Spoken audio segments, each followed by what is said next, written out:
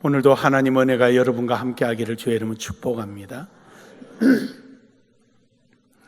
우리 기독교인들은 이런 명절이 되면 가장 힘들어하는 부분이 있죠. 믿지 않는 친지들을 만날 때 가장 힘들어하죠.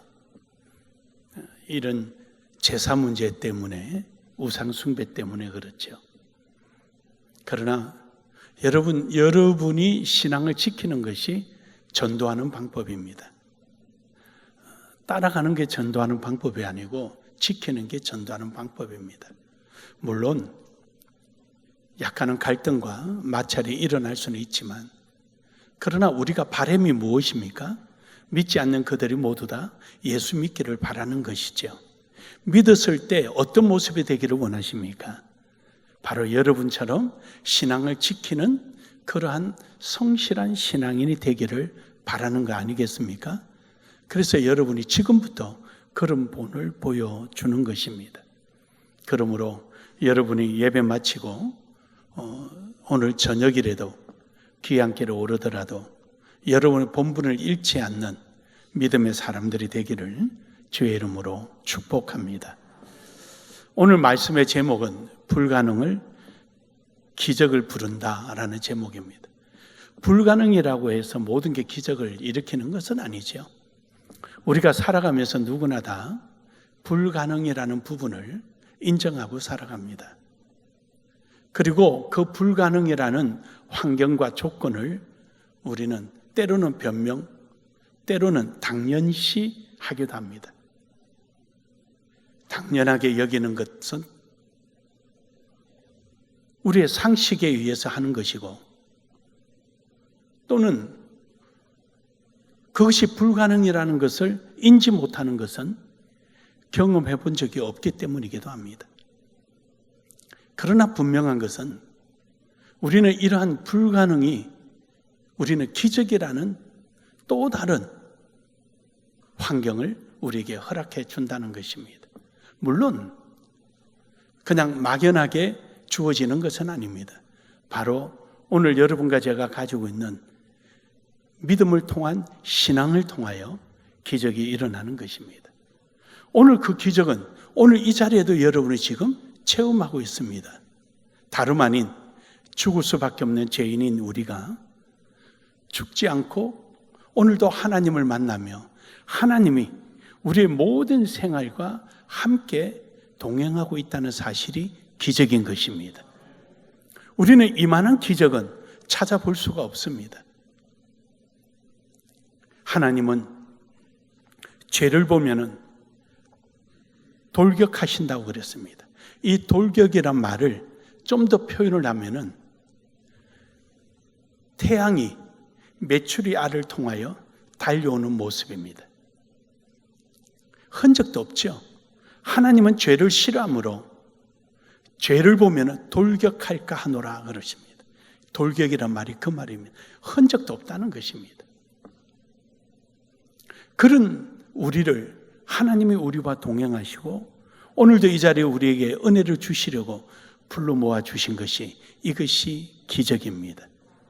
그러므로 여러분, 오늘도 여러분이 이 자리에 있음이 기적이요, 하나님 앞에 기도할 수 있는 것도 기적이요, 말씀을 들을 수 있는 것도 기적임을 믿으시고 오늘 기적 안에서 주님과 함께 하기를 주의 이름으로 축복합니다.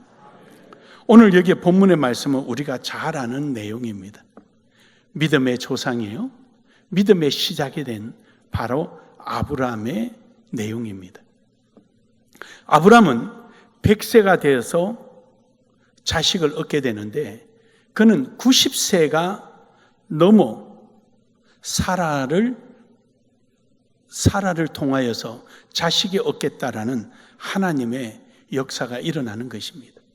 즉 아브라함은 100세요, 사라는 90세입니다. 이거는 도무지 상상도 하지 못할 기적 중에 기적이었습니다. 누가 봐도 전무후무한 사건이고 기적입니다. 이것을 뭐로 표현하겠습니까? 기적이란 말 위에는 그 어떤 것도 말할 수 없는 것이죠. 그러나 이러한 기적이 일어나게 된 것은 그냥 우연히 일어난 것은 아닙니다. 하나님께서 일찍이 아브라함에게 약속을 하셨거든요. 그 약속을 아브라함과 사라는 믿었던 것입니다. 물론 완전하게 믿지는 않았겠지만 우여곡절 끝에 결국은 믿었다는 것입니다. 사람이 살면서 믿는다는 것이 늘 이렇게, 어떤 사람은 그 파장이 크기도 하고 어떤 사람이 약간의 파장이 있기도 하고 어떤 사람은 그런 파장 없이 줄곧 믿기도 하고, 물론 사람의 신앙의 모습에 따라서 다 다를 수가 있습니다. 하지만 아브라함 역시 파장은 있었지만 믿음의 끈은 놓지 않았던 신앙이었습니다. 창세기 15장 3절에 보면은 아브라함이 또 이르되 주께서 내게 씨를 주지 아니하였으니 내 집에 길린 자가 내 상속자가 될 것이니이다. 이게 무슨 말이냐면은 하나님께서 아브라함에게 한 번 더 약속을 합니다. 너에게 후손을 주리라. 그러니까 아이고 무슨 말씀하십니까? 저에게는 그런 거 바라지도 않습니다. 엘리에셀이나 제가 지금 우리 집에 충성스러운 종이 있으니 그를 양자로 삼아서 그를 내가 장자로 삼겠습니다. 우리 집에 후손으로 삼겠습니다. 그 말을 하는 것이. 그러자 하나님께서 창세기 15장 5절에서 6절에 이렇게 말씀하십니다. 아니다. 여호와의 말씀이 그에게 임하여 이르시되 그 사람이 내 상속자가 아니다. 내 몸에서 날 자가 내 상속자가 되리라 하시고 그를 이끌고 밖에 나가서 하늘을 우러러 보며 무뼈를 셀 수 있나 보라. 또 그에게 이르시되 내 자손이 이와 같으리라. 하나님께서 아브라함에게 한 번 더 확인을 합니다. 뭘 확인하느냐? 하늘의 별을 두고 확인을 하는 것입니다. 셀 수 없다. 네가 어찌 저걸 세겠느냐? 이처럼 내 후손을 이렇게 주리라. 하나님께서 아브라함을 한 번 더 믿음을 강화시킵니다.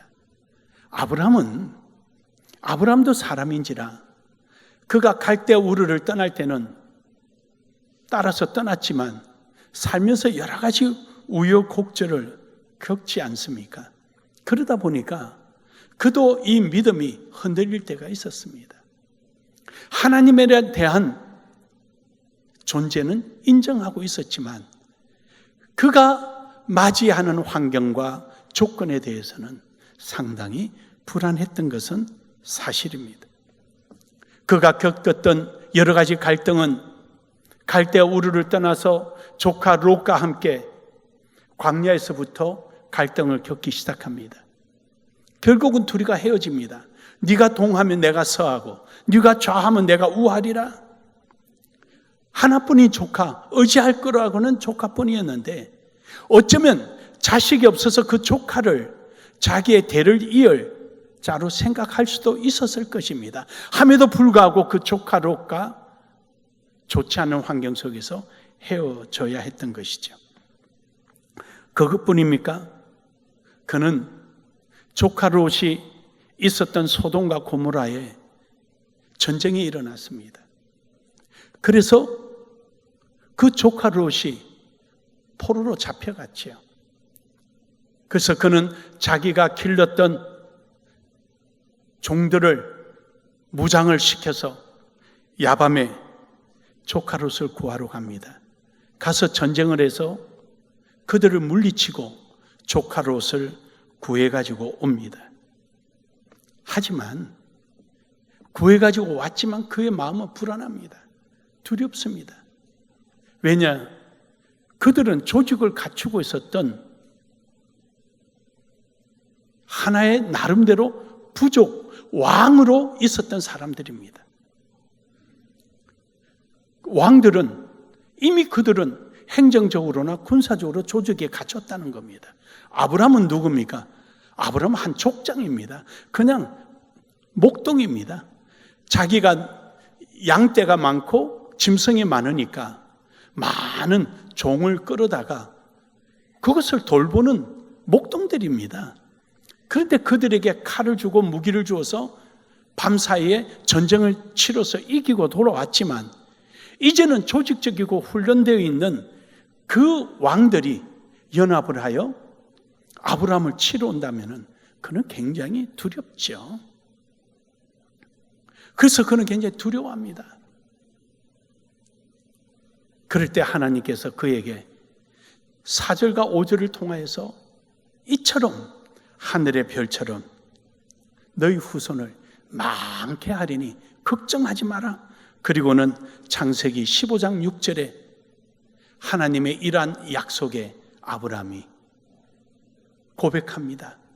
아브라함이 여호와를 믿으니 여호와께서 이를 그의 의로 여기시고. 할렐루야. 여기서 우리가 재미있는 문장 속에 한 단어가 떠오릅니다. 그의 의로 여기시고, 그의 의로 여기시고.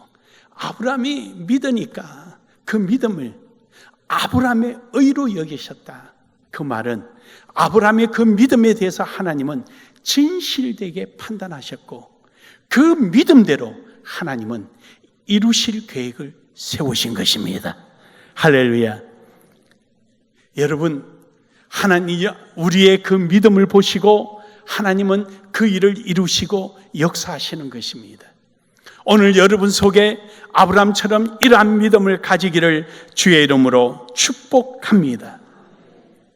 아브라함의 이러한 두려움을 하나님은 한순간에 해결해 주시고 아브라함의 이 믿음대로 아브라함의 살아가는 동안에 하나님은 아브라함과 함께 할 것을 약속하십니다.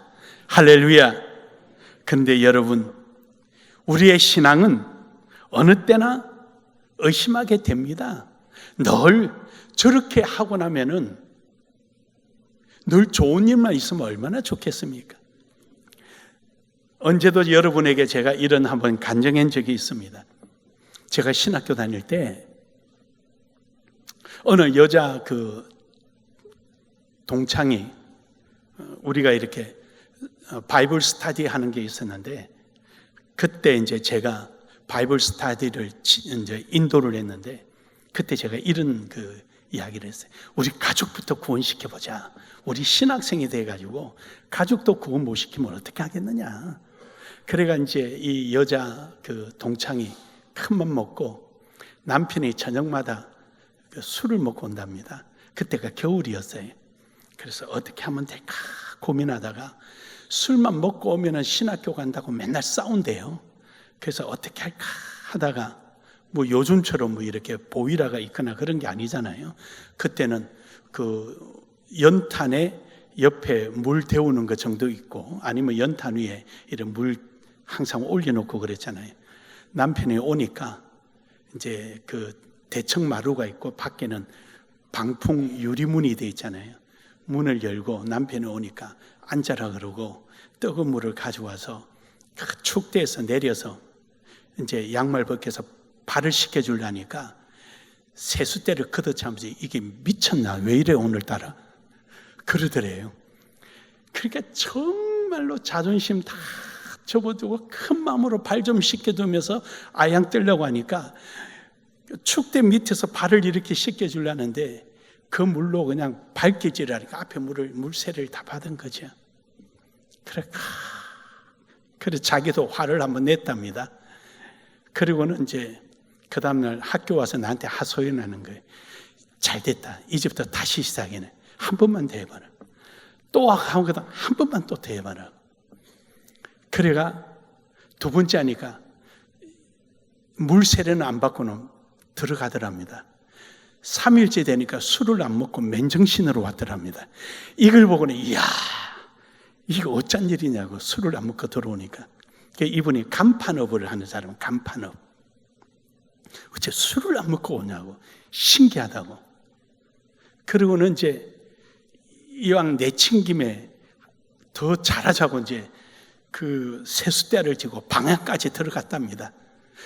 들어가니까 벌써 양말 벗고 밖에 나가 자기가 씻고 있더랍니다. 그 다음 이후에 전도했나 나는 저도 모르겠어요. 그까지 발전됐다는 소리를 들었습니다. 그래 여러분, 우리가 잘하려고 노력하면은 더 어려운 환경, 더 힘든 조건이 만들어집니다. 이럴 때 우리는 신앙에 대하여 한 번쯤은 의심이 들기 시작합니다. 내가 정말로 예수를 잘 믿고 있는지, 아니면 이게 맞는 건지, 꼭 이렇게 해야 되나? 여러분은 그런 생각 안 들었습니까? 머리 끄덕이는 사람 하나도 없는 거 보니까 나보다 믿음이 좋은 사람들이네. 아브라함도 마찬가지였어요. 아브라함도 그런 마음이 그 속에 들었습니다. 창세기 16장 4절에 보니까 사라가 그동안에 가만히 뒀다가 자기 몸종 하갈을 하나님이 아브라함의 몸에서 후손이 나올 거다 그러니까 인간적인 생각으로 자기 몸종 하갈을 아브라함에게 동침시켜서 자식을 낳았습니다. 이 자식을 가지자 이제 문제가 발단이 됩니다. 가정에 그렇게 좋던 관계가 깨지면서 하갈이 사라를 업신여기고 그러면서 가정 불화가 일어나는데 얼마 동안 일어나느냐? 13년 동안 일어납니다.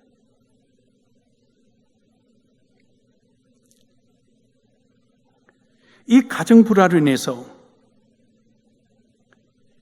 문제가 발생되기 시작하니까 이제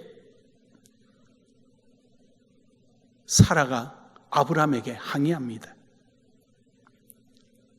저가 나를 멸시하고 이렇게 힘들게 하고 당신과 나 사이에 여호와께서 판단하기를 내가 원한다. 그러니까 사라가 견디지 못하는 거예요. 하갈의 몸에서 나온 자식은 사라의 자식이 됩니다. 그런데 사라는 이것도 저것도 싫은 거예요. 하갈한테 워낙 문제가 발생되고 가정의 어려움을 겪으니까. 그러자 창세기 16장 6절에 결국은 아브라함이 이럽니다. 당신의 여종이니까 당신이 마음대로 해라. 그래서 사라가 하갈을 내쫓아버립니다. 여러분, 이 13년 동안 어려움을 겪게 되는 거예요. 물론 하갈이 자식을 놓고도 그랬습니다. 당시에 주인이 여종을 죽일 수도 있습니다. 생명은 주인에게 있습니다. 한데 아마 사라는 그러지를 안 했던 것 같아요. 왜냐? 이 문제가 일어나자 하나님 앞에 판단할 것을 요구하는 거 보니까 저는 여기서 사라의 신앙을 여기서 점수를 주고 싶습니다. 경험이나 이런 규례대로 하갈을 처단하지 않고 또 이스마엘을 출생시킨 다음에 하갈을 내쫓을 수도 있음에도 불구하고 그는 그러지 않고 하나님 앞에 판단을 구합니다. 사랑하는 여러분, 오늘 우리가 어떤 환경이나 조건이 우리에게 맞지 않는다 할지라도 우리의 상식이나 경험에 의존하는 것이 아니라 하나님께 의지하기를 주의 이름으로 축복합니다. 결국 하갈은 집에서 쫓겨났다가 하나님을 만나고 다시 집으로 돌아가라는 소리를 듣고 그는 다시 집으로 돌아오게 됩니다. 창세기 16장 15절에서 16절에 보면은 하갈이 아브라함의 아들을 낳음에 아브라함이 하갈을 낳은 그 아들 이름을 이스마엘을 하였더라. 하갈이 아브라함에게 이스마엘을 낳았을 때 아브라함이 86세였더라. 그러니까 오랫동안 하갈이 이스마엘을 낳고도 지속적인 그러한 갈등의 관계는 지속되었습니다. 이 갈등이 언제 해소되느냐? 이삭을 출생하고 난 다음에 이스마엘이 이삭을 괴롭히자 그때 이스마엘과 하갈을 내쫓음으로 갈등은 끝납니다. 이 오랫동안 갈등을 겪었던 아브라함에게는 사실 힘들죠. 진절머리가 나죠. 왜냐? 이런 경험을 해본 적이 없었으니까.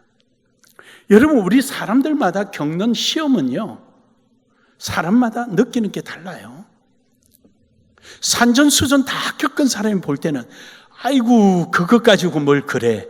하지만 그에게는 그렇지 않는 거예요. 이것을 두고 우리는 이렇게 표현하죠. 사자에게 돌덩어리 하나 던지는 거와 개구리에게 조그마한 돌멩이 하나 던지는 거는 차이가 다르다는 것이죠. 즉 가해지는 크기에 의해서가 아니라 가해지는 그 환경을 당하는 사람의 입장에서 판단을 해야 된다는 내용입니다. 겪어보지 못한 사람은 전혀 다르죠. 제가 처음에 개척하고 천안에 있을 때 우리 앞집에서 앞에 밑에 집에서 그냥 큰 소리로 부부싸움이 났는데 우리 김성균 집사가 집에 와서 지 엄마 보고 큰일 났다고. 왜 그러냐? 앞집에 부부간에 큰 소리가 났다고. 우리 집 애들은 부부간에 큰 소리 한번 내는 걸 못 들었거든요. 그러니까 중학교 다닐 때 그냥 난리가 난 거예요. 이거 큰일 난 것 같다고. 그 우리는 큰 소리 낼 거는 저 학교 가고 난 다음에 내니까 저가 못 들었지. 그러니까 깜짝 놀라는 거죠, 그런 게. 겪어보지 않았으니까. 그 사람이 그런 거예요. 그러니까 아브라함의 입장에서는 참 힘든 문제죠. 그러니까 아브라함에게, 야 아브라함아, 너에게 아들 주마. 아유 됐습니다. 엘리에셀이면 됐습니다. 엘리에셀 하나면 됐습니다. 지금 그 말이에요. 엘리에셀이면 됐습니다. 아이고. 근데 엘리에셀이면 됐다는 말 속에 그는 하갈을 통하여서 이런 가정 불화가 일어나고 또 다른 또 몸에서 또 아이가 태어난다면 이 고생 또 해야 되지 않느냐 이 생각이었죠. 그는 조금도 사라의 몸에서 출생할 것은 생각지도 못하고 있었습니다. 그런 그에게 하나님은 한 번 더 상기시킵니다. 창세기 17장 2절에 보면은 내가 내 언약을 나와 너 사이에 두어 너를 크게 번성하게 하리라 하시니, 다시 하나님께서는 아브라함에게 그러면 야 아브라함아, 아니야, 사라의 몸종에서 나는 게 아니고 사라의 몸에서 나는 거야. 이것을 한 번 더 상기시키는 겁니다. 그리고는 창세기 17장 6절에서 그럽니다. 내가 너로 심히 번성하게 하리니 내가 내게서 민족들이 나게 하며 왕들이 내게로부터 나오리라. 왕들이 내게서 내 몸에서 나온다. 여기서 하나님은 한 번 더 다시 언약을 하는 것입니다. 그리고 창세기 17장 8절에 이어서 이럽니다. 내가 너와 내 후손에게 너의 우거하는 이 땅 곧 가나안 일경으로 주어 영원한 기업이 되게 하고 나는 그들의 하나님이 되리라. 할렐루야.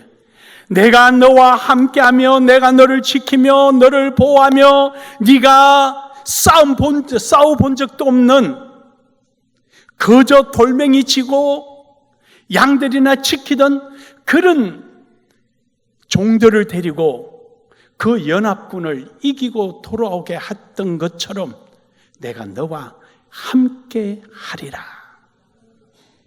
이 약속, 가나안 땅이라는 거, 하늘의 별이라는 거, 그리고 너 후손으로부터 왕이 나올 것이라는 것을 하나님은 모든 증표로서 그에게 약속을 합니다. 고대 팔레스타인 지방에는 약속을 할 때 어떤 정표를 줍니다. 저 산을 두고 약속을 하든지, 사람을 두고 약속을 하든지, 아니면은 어떤 몸에 있는 신장구, 몸에 있는 어떤 표시될 만한 걸 가지고 약속을 하든지, 아니면 돌무더기를 싸서 약속을 하든지 약속을 합니다. 여호수아는 요단강에 있는 돌들을 들고 와서 약속을 했습니다. 그 12돌을 가져와서 약속을 했습니다. 야곱은 자기 외삼촌 라반과 함께 돌무더기를 싸놓고 약속했습니다. 에발산과 거리심산을 두고 약속합니다. 그런데요, 그런 것은 마지막 때 지진이 일어나고 천지가 없어질 때는 다 없어지는 것입니다. 그러나 우리에게 하나님이 약속해 주신 것이 있으니 바로 예수 그리스도입니다. 그분은 영원하신 분입니다. 이 세상에 모두 다 멸망되더라도 우리 주 예수 그리스도는 우리와 천국에서 영원히 함께 하십니다. 그래서 하나님께서는 아브라함에게 하늘의 별, 가나안 땅, 그리고 너에게부터 왕이 나올 것에 대한 약속을 해 주시는 것입니다. 그리고는 여기서 또 마지막으로 약속하시는 것이 사례를 사라로 바꾸십니다.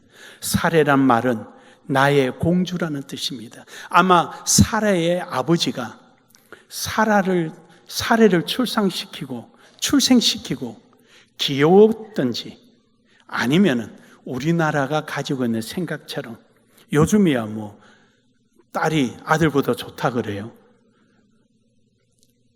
근데 저는 며느리가 하도 잘해서 아직 그거는 모르겠어요. 그래서 서운한 감정을 감추기 위해서 첫 딸은 살림 미천이다 이렇게 표현을 위로하는 것처럼 딸을 놓고는 나의 공주다 이렇게 이름을 지었는지는 모르겠어요. 사례란 말은 나의 공주다라는 뜻. 그런데 사라라는 이름으로 바꾸라. 사라란 말은 열국의 어미라.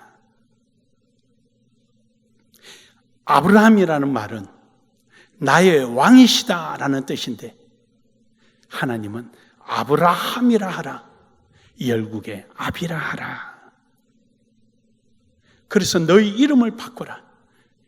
이것으로 너는 절대로 나의 약속을 잊지 말라라고 말씀을 하십니다. 그것이 창세기 17장 15절에 이렇게 표현합니다. 하나님이 또 아브라함에게 이르시되 내 아내 사레의 이름은 사레라 하지 말고 사라라 하고. 할렐루야. 사랑하는 여러분, 오늘 여러분에게 있는 하나님의 주신 정표는 무엇입니까? 예수 그리스도를 피로 사신 성령의 흔적입니다. 이것이 우리에게는 약속입니다. 그러므로 여러분, 오늘도 성령 안에서 여러분의 믿음과 신앙을 지키며 나아가기를 주의 이름으로 축복합니다. 그러자 이래도 아브라함은 믿지 못합니다.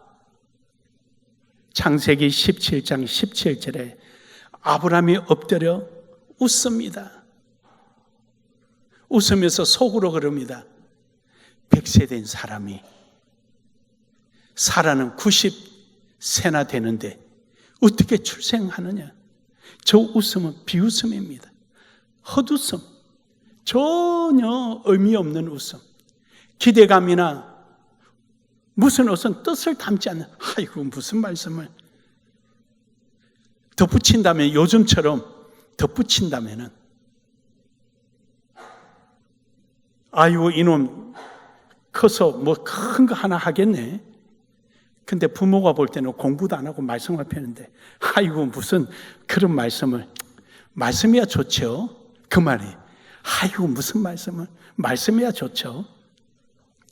그런 거예요.